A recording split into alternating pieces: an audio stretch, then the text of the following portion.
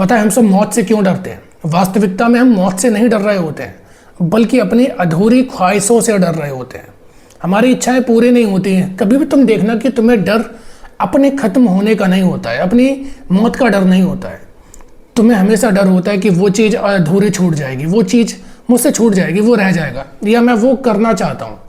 क्योंकि हमारी जो पूरी ज़िंदगी है वो केवल एक फ्यूचर होप पे ही तो टिकी है।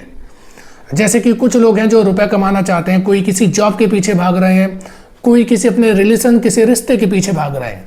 सबकी केवल एक फ्यूचर की होप ही तो है, एक उम्मीद ही तो है जो उन्हें जिंदा रखती है। तो इसीलिए हमेशा जो डर होता है वो कभी सब खत्म हो जाने का नहीं हो जाता, बल्कि डर होता है अधूरा रहने का। फिर सवाल आता है कि चीज़ें अधूरी क्यों रह जाती हैं? जब जिंदगी हमारी पूरी होकर ख़त्म हो जाती है तो चीज़ें अधूरी कैसे रह गई? फिर जब जिंदगी तुम्हारी इतनी बड़ी होती है, ख्वाहिशें इतनी बड़ी होती हैं, तो वो अधूरी कैसे रह गई? और इसकी ज़िंदगी जो कि इसकी ख्वाहिशों से बड़ी हो गई, ये कैसे हुई? ये ऐसे होता है कि जब तुम अपने आप को जानते हो तो तुम्हें अपनी ख्वाहिशें पता होती हैं, लेकिन रियलिटी ये है कि हम अपने आप को जानते ही नहीं हैं। हम अपने आप को केवल उतना ही जानते हैं जितना बाहर से लोग हमें बता देते हैं कि तुम ये हो।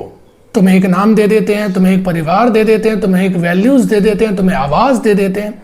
सब चीज़ हमें दूसरों से मिली होती है और हम उसे मान के जीने लगते हैं। जब हम अपने आप को ये मान के जीने लगते हैं तो हमारी ख्वाहिशें भी, क्योंकि वो हमारे अंदर से नहीं आई हैं, वो बाहर से हमें मिली हैं। तो बाहर से चीज़ें तुम कितनी भी भरते रहोगे, लेकिन अंदर की जो कमी है वो हमेशा वैसी ही रहेगी। अंदर का जो मन है वो हमेशा खाली रहेगा, गड्ढा कभी नहीं भरेगा वो। बाहर चाहे तुम 10,000 चीज़ें भर लेना।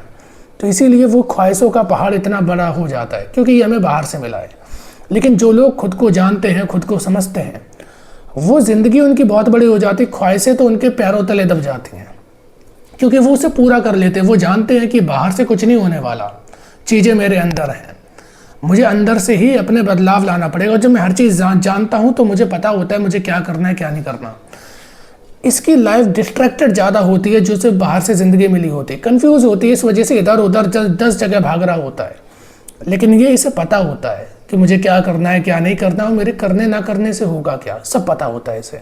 ऐसे ही एक सर्वे हुआ था, उसमें जब पूछा गया जो लोग मरने वाले थे कि उनकी आखिरी इच्छा क्या है, तो सबकी वो इच्छा थी कि वो अपनी ज़िंदगी में जो नहीं कर पाए उसे पूरा करना चाहते थे। पीछे का केवल एक कारण है कि हम जब अपने आप को जानते नहीं तो हम जी भी नहीं पाते हैं।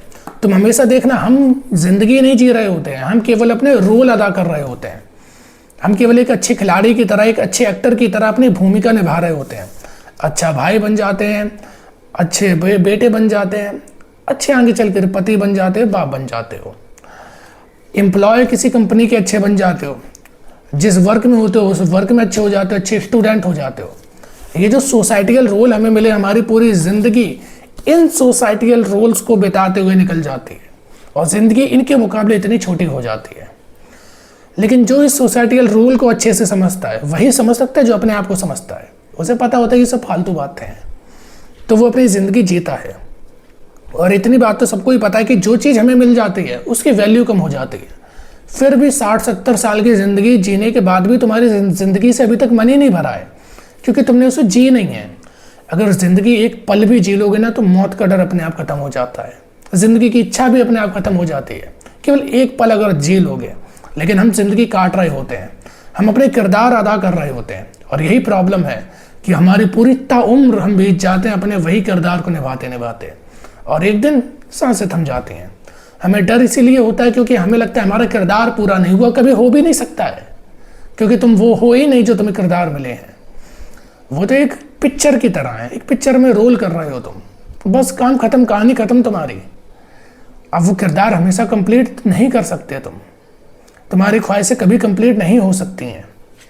इसीलिए सबसे पहला स्टेप अगर कुछ भी तुम्हारा होगा, अपने आप को जानो, अपने आप को समझो। समझने के बाद खुद जीना शुरू करो, काटना नहीं, अदाकारी नहीं, जीना शुरू करो। जिस वक्त तुम जीना शुरू कर देते हो, जिस वक्त तुम जिंदगी पा लेते हो, उसकी कीमत भी कम हो जाती है। जो मिलेगा उसकी कीमत कम हो जाएगी। यही सिंपल सा कंसेप्ट है। तुम्हें ज़िंदगी मिल जाएगी, तुम जिंदगी की कीमत तुम्हारे लिए कम हो जाएगी, और जब तुम्हारे लिए ज़िंदगी की कीमत कम हो जाएगी, मौत का काहे का डर होगा।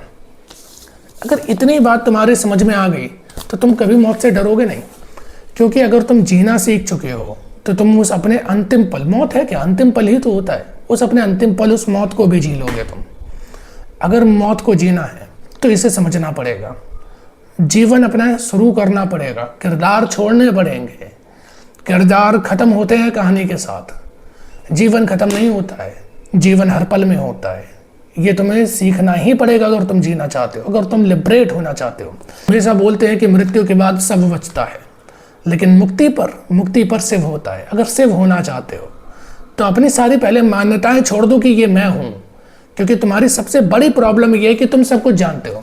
तुम्हारा नाम पूछोगे तुम फटाक से बताओगे ये मेरा नाम है, ये मेरा परिवार है, ये मेरा गोत्र है, ये मेरा कुल है, सब बता दोगे। तुम पे कितनी प्रॉपर्टी है, हर चीज तुम्हें पता है, कौन क्या है तुम्हारा, तुम्हें सब पता है। यही तो प्रॉब्लम है। ज्ञान तो इसी का नाम है कि जो तुम्हें पता है उसे मिटा दो, और कोई स्पेशल चीज ज्ञान नहीं होती है।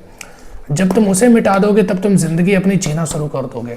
फिर ये पहाड़ से इच्छाएं, सोसाइटिकल रोल कुछ मायने नहीं रखेंगे तुम्हारे लिए। तुम्हारी जिंदगी तुम्हारे लिए ज्यादा मायने रखेगी। फिर ये जो सर्कल देख रहे हो ना, डेथ एंड लिबरेट का, ये तुम्हारे लिए एक हो जाता है। लाइफ, डेथ, लिबरेट सब एक हो जाता है जिस वक्त तुम जीना शुरू कर देते हो।